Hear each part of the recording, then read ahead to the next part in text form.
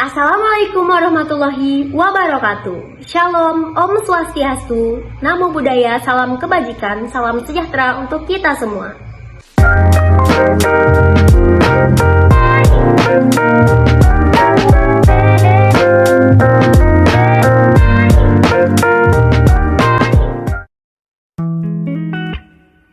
Halo teman-teman semuanya.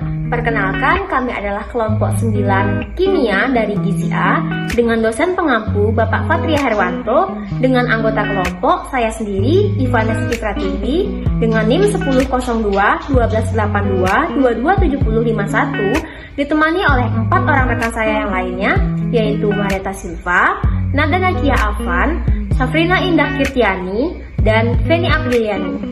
Di sini kami akan membahas tentang termokimia. Untuk lebih lanjutnya, yuk simak video berikut ini.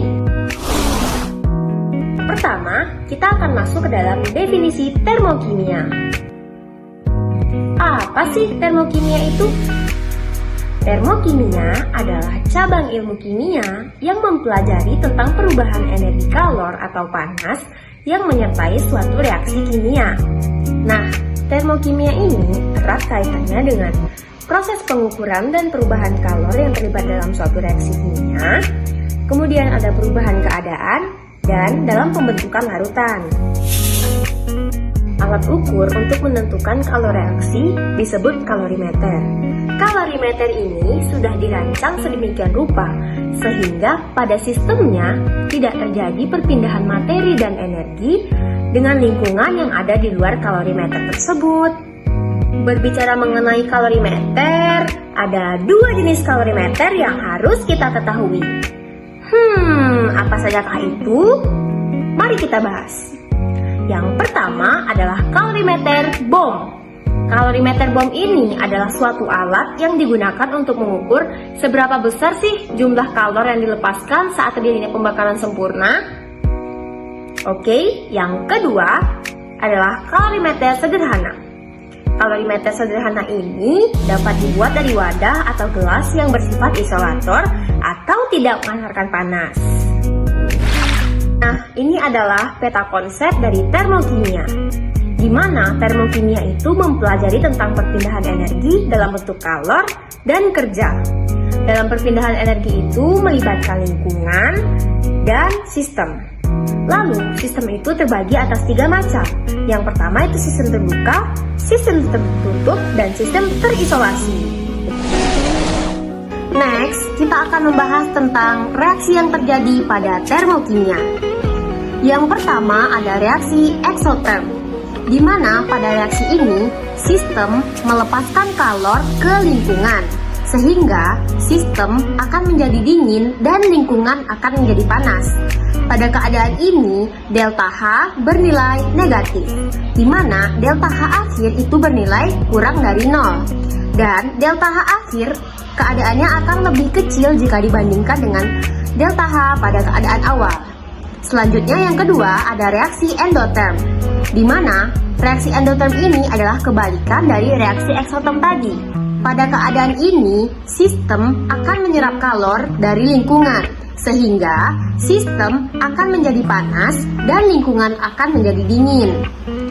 Pada keadaan ini, delta H akan bernilai positif, di mana delta H akhir itu bernilai lebih dari 0 dan delta H akhir itu nilainya lebih besar jika dibandingkan dengan delta H pada keadaan awal.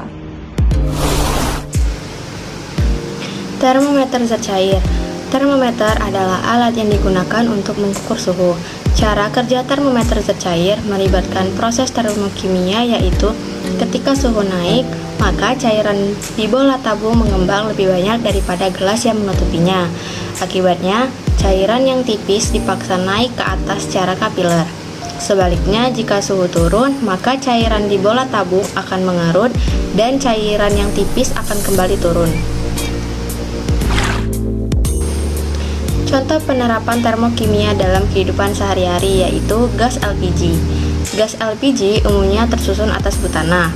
Reaksi pembakaran gas LPG dapat dinyatakan dengan persamaan reaksi termokimia yaitu C4H10 plus 6,5O2 menjadi 4CO2 plus 5H2O. Reaksi pembakaran tersebut juga dapat melibatkan beberapa fraksi karena gas LPG terkadang tidak murni hanya mengandung butana. Gas LPG terkadang juga tersusun atas senyawa hidrokarbon rantai lain dalam jumlah kecil, misalnya propana, etana, dan pentana.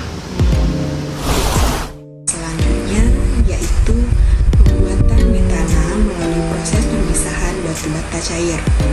Dalam kehidupan sehari-hari, batu bara dimanfaatkan sebagai sumber bahan bakar seperti industri PLTU. Namun, batu bara memiliki kelemahan karena menghasilkan gas SO2. Untuk menghilangkannya, dapat diterapkan proses desulfurisasi. Proses desulfurisasi menggunakan serbuk kapur atau spray air kapur dalam scrubber. Akan tetapi, biaya operasionalnya mahal. Maka, untuk menanggulanginya dilakukan rekayasa batu bara. Misalnya, gasifikasi dan reaksi karbon uap. Pada gasifikasi, molekul batu bara yang berukuran besar dipecah dengan pemanasan suhu tinggi sekitar 600 sampai 800 Celcius. Hasilnya bahan bakar yang berupa gas. Oke, contoh yang selanjutnya yaitu buli-buli atau kantong air.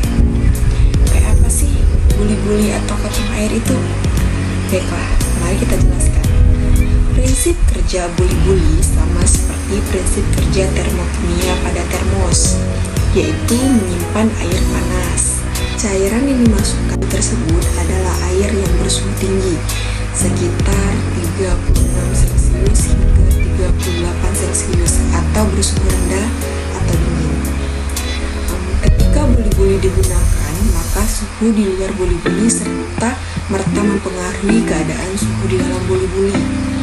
Pada akhirnya mengakibatkan suhu buli-buli menurun, karena suhu di luar buli-buli lebih rendah daripada suhu yang ada di dalam buli-buli. Hal seperti ini termasuk dalam reaksi Extorden. Baiklah, contoh penerapan termokimia dalam kehidupan sehari-hari yang terakhir yaitu kantung penyeka portable. Apa sih kantung penyeka portable itu? Yuk kita bahas. Kantung penyeka portable adalah alat P3K yang digunakan untuk mengantisipasi terjadinya kram atau terkilir. Kantung penyeka portable menerapkan konsep reaksi endoterm dan eksoterm secara langsung. Kantung penyekat terbagi menjadi dua jenis. Yang pertama, kantung penyeka dingin, dan yang kedua yaitu kantung penyeka panas. Yuk kita bahas tentang kantung penyeka dingin dan kantung penyeka panas. Yang pertama yaitu kantung penyeka dingin. Kantung penyeka dingin berupa kantung plastik dua lapis. Plastik bagian luar terisi serbuk amonium nitrat atau NH4NO3 dan kantung bagian dalam berisi air. Penggunaan kantung penyeka dingin dengan menekan kantung tersebut, maka airnya akan keluar melarikan amonium nitrat. Proses ini akan menurunkan suhu sehingga terjadi reaksi endoterm. Yang kedua yaitu kantung penyeka panas. Kantung penyeka panas berupa kantung plastik kuat yang berisi serbuk besi, garam dapur, dan gas oksigen. Reaksi pada kantung penyeka panas menghasilkan kalor sehingga terjadi reaksi Extorden. Baiklah teman-teman semuanya, demikianlah penjelasan yang dapat kelompokkan disampaikan. Terlebih dan terkurangnya kami mohon maaf, kepada Tuhan kami mohon ampun. Terima kasih atas segala perhatian. Assalamualaikum warahmatullahi wabarakatuh. 기억나니 네가 좋아했던 그거 재미삼아 남긴 낙서가 아직도